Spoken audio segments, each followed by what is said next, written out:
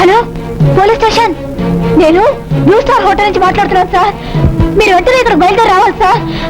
ఇక్కడ ఒక అమ్మాయి ఆత్మహత్య చేసుకుంది.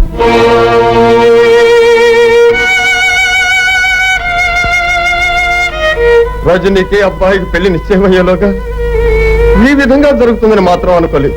నువ్వు బాధపడకు మామయ్య. పెద్దవాడివి నువ్వే దిగులు పడితే చిన్నపిల్ల రాజీ ఏమవుతుంది? బావా, నువ్వేమనుకోకపోతే నాదో చిన్న కోరిక. మరేం లేదు, మా అబ్బాయి పర్వతాలకి రజనీకి అనుకున్నట్లు పెళ్లి జరగలేదు.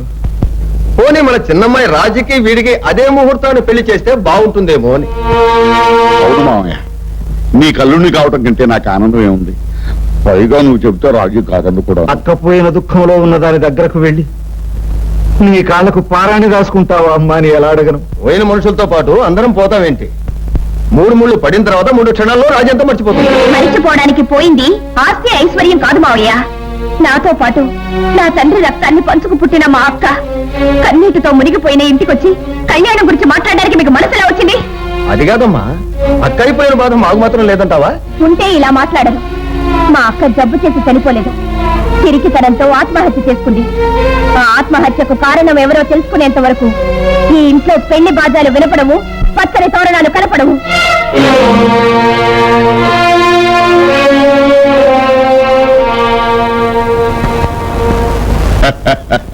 చూసావా నాన్న, పేతాశ్రీని ఎంత గొప్పగా యాక్ట్ చేశాను.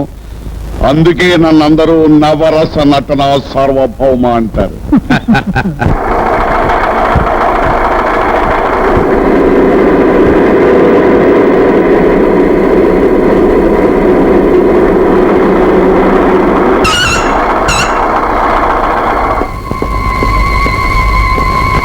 ఏంటి గురు?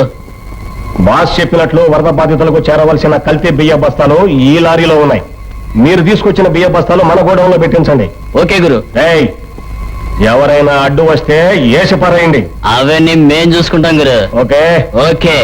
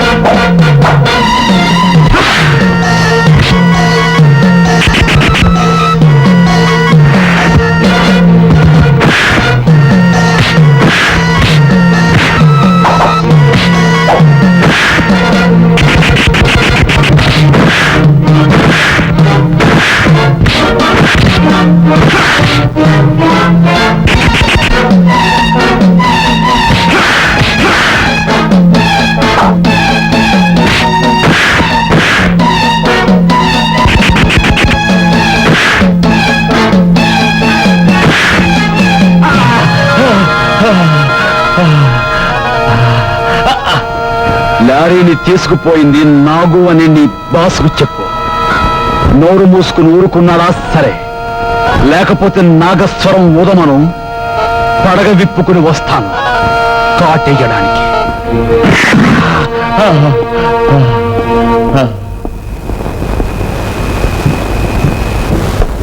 అమ్మా, నువ్వు చెప్పినట్లుగా వరద బాధితుల కోసం ప్రభుత్వం పంపిస్తున్న ధాన్యాన్ని దోచుకొచ్చానమ్మా. దోచుకొచ్చిన ధాన్యాన్ని దాచిపెట్టు, అవసరమైనప్పుడు ఉపయోగపడుతుంది.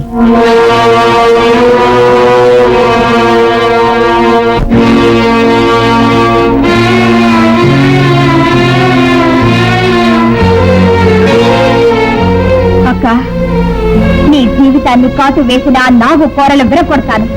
నీకు చేసిన ద్రోహానికి ఉరితాడు బహుమానంగా ఇప్పిస్తాను.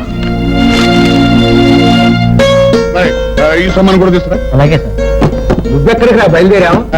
నేను కూడా రాజీతో పాటు ఊరెళ్తున్నాను మామయ్య. నేనే వెళ్ళమన్నాను బావా. రాజ్య మనశ్శాంతి కోసం ఊరెళ్తుంది కదా, మనతో ఉంటే బాగుంటుందని. ఈయనక్కడ ఉంటే నేను వెతుక్కుంటున్న మనశ్శాంతి నాకు దొరకదు. రాజీ, పేరుకు పర్వతాలనే కానీ మనసు వెన్నమొత్తంతా. నిన్నేమీ ఇబ్బంది పెట్టను, నీతో పాటే ఉంటాను. నువ్వు తినమంటే తింటాను, నోరు మూసుకుంటే మూసుకుంటాను. ఓన్లే రాని అమ్మా, బావే కదా. సర్లే రమను. గుడ్ బై మామయ్య, వస్తానన్నా. మంచి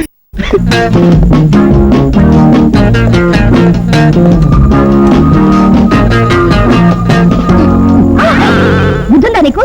బుద్ధులేంది నాకు కాదు, కళ్ళు లేని నా వెనకాల వచ్చినాడికి. ఏమై ఉన్నాయి నీకు? మనకున్నదే ఆ అందమైన కళ్ళు. మిస్టర్ బొండం, బాగుండావా? బాగుండావంటే తారు డబ్బాలాగా, పెట్రోల్ ట్యాంకు లాగా, సారాయి ట్యూబ్ లాగా ఉన్నావని అర్థం. ఇదిగో, నేను అమాయకుడిగా కనిపిస్తున్నాను అనుకుంటున్నావేమో. అసలే నేను నవరస నటన సార్వభౌముణ్ణి. తింటం మొదలు పెట్టానంటే 25 ఇడ్లీ తింటాను, తన్నటం మొదలు పెట్టానంటే తిన్న ఇడ్లీలు కక్కేదాకా తన్నులు తింటావు, అంతే కదా? ఇదిగో, బావా, నువ్వు కనపడిన వాళ్ళందరితో తగులాటానికి వచ్చావా? మిస్టర్ బొండం, నా పేరు పర్వతాలు. ఆ పర్వతానికి బొండానికి పెద్ద తేడా లేదులే. ఇదిగా, ఏయ్, ఆ పిల్లెవరు? నీకు అనవసరం. నీ భార్య అయితే ఎంత బాగున్నా. తిడితే తిట్టావు కానీ చక్కటి తీయట పడి చెప్పావయ్యా. ఏం మిస్టర్? మై నేమ్ ఇస్ రాజా. రాజో గాజో నాకెందుకు? మర్యాదగా మాట్లాడడం నీకే మంచిది. మానవతుల దగ్గర నేను ఎప్పుడు మర్యాదగా ఉంటాను మేడం. మీ భార్య అని అడిగానే గాని మీ ఉంపుడు గట్ట అని అడగలేదే. Shut up. ఆ పేరు గల ఊరు ఈ ట్రైన్ వెళదమ్మా, బెంగళూరు వెళ్తుంది. సారీ, బెంగళూరుకు రెంట్ టికెట్ ఇవ్వండి.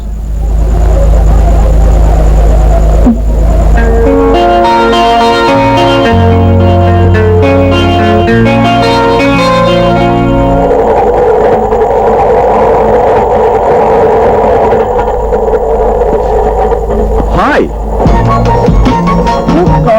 సారీ మేడం, ఆ గాడ్ పిలిస్తే పలకడం మానేసి కొన్ని యుగాలయ్యింది. Shut up. అదేమైనా మీ ఇంటి పేరా? ఒకటే కలవరిస్తున్నారు. Shut. అసలు నాతో మీరు ఎందుకు మాట్లాడుతున్నారు? ఇది మరీ బాగుందండి. ఈ పెట్టెను పలకరిస్తే మాట్లాడుతుందా, ఈ బెర్తను పలకరిస్తే సమాధానం చెప్తుందా, ఈ డ్రెస్సును పలకరిస్తే బదులు చెప్తుందా, ఈ బుక్ని. అయ్యో, బావా, పరాయి మగవాడు నా మీదకి ఇలా వస్తుంటే దున్న పొద్దులా చూస్తూ కూర్చుంటావే? ఏయ్, అసలే నా పేరు పర్వతాలు. నాకు రేగిందంటే నీ బతుకు పానకాలే. ఏయ్, ఇటు రా. ఎందుకు? రా చెప్తాను. అలాగే. రామ్మా. తెల్లవారేసరికల్లా నీ మరదలు నీ మీద ప్రేమ వలకపోయాలంటే నేను చెప్పినట్టు చెయ్యి. ఏం చేయాలి? నేను సైగ చేసినప్పుడల్లా నీ మరదను చూసి నవ్వుతూ ఉండు. పిచ్చివాడ, నవరసాల్లో ఏ రసం కావాలన్నా కన్ను మూచి కన్ను తెచ్చేలాగా నటించగలను. నువ్వేం బెంగపెట్టుకోకు. ఏ బావా, నీ కథంతో మాట్లాడితే ఏమీ లేదు, క్షమార్పణ చెప్పుకుంటున్నాడు. ఎక్స్క్యూజ్ మీ మేడం, మీరు పక్కకు తప్పుకుంటే పైకి ఎక్కుతాను. ఏమిటి? అదే బెర్త్ పైకి. Thank you.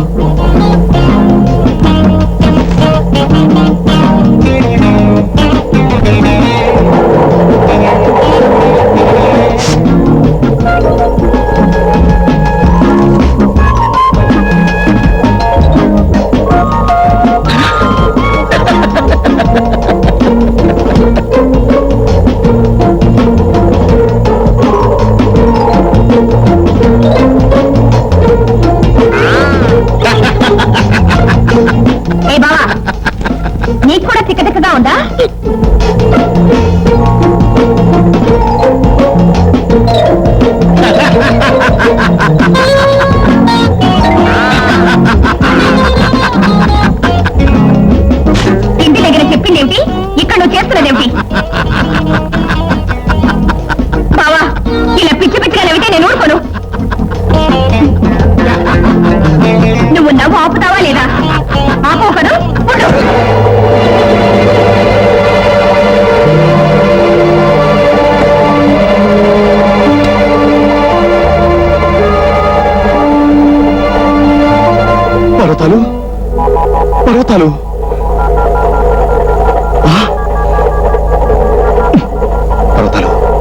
నువ్వు ఇలాగే చచ్చిడి పడుండు. కార్డ్ సీట్ ఛాన్స్ వచ్చింది, బాగా నటించు. పర్వతాలు,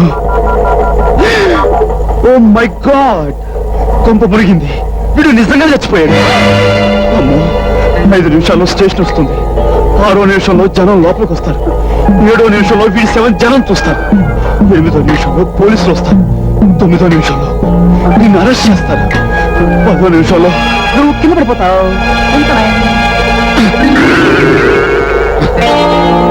ఇక నేను ఊపిరి పెట్టాను. ఎలా అవుతా మన యాక్టింగ్?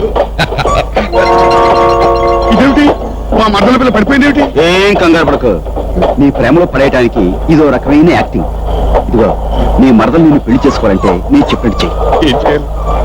ఈ స్టేషన్ లో కిందకి దిగిపోయి పక్క కంపార్ట్మెంట్ లోకి ఎక్కేసాయి. నీ మరదలు నీ గురించి కలవరించాలని నేను ఏర్పాటు చేస్తాగా. నిజంగా కలవరిస్తుందా? నీ బాండాం పర్సనాలిటీ మీద ఒట్టు. ఇక చూసుకో, మన్మధుల్లాగా శృంగార రసం యాక్ట్ చేయడానికి నువ్వు పిలిచినప్పుడే వస్తాను.